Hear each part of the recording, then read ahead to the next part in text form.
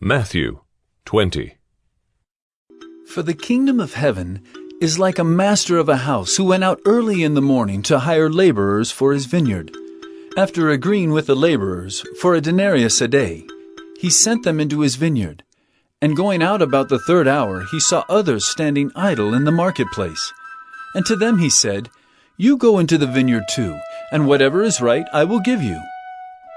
So they went, going out again about the 6th hour, and the 9th hour he did the same.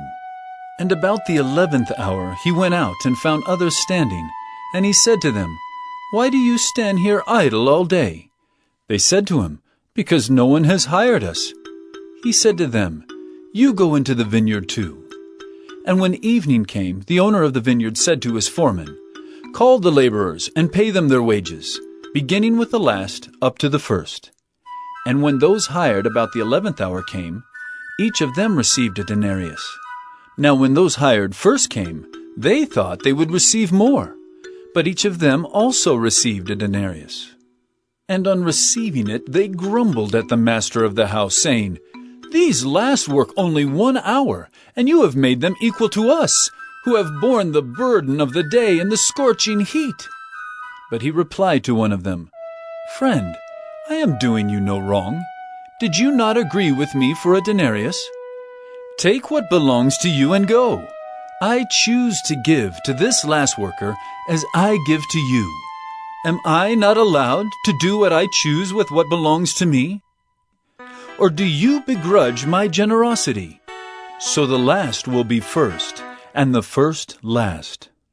And as Jesus was going up to Jerusalem, he took the 12 disciples aside, and on the way he said to them, "See, we are going up to Jerusalem, and the Son of Man will be delivered over to the chief priests and scribes, and they will condemn him to death, and deliver him over to the Gentiles to be mocked and flogged and crucified.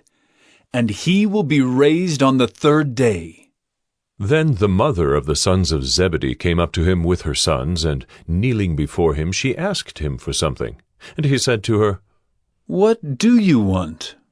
She said to him, "Say that these 2 sons of mine are to sit, one at your right hand and one at your left, in your kingdom." Jesus answered, "You do not know what you are asking. Are you able to drink the cup that I am to drink?" They said to him, "We are able."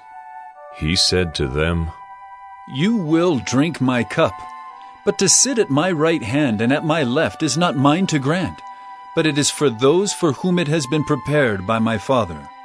And when the 10 heard it, they were indignant at the 2 brothers.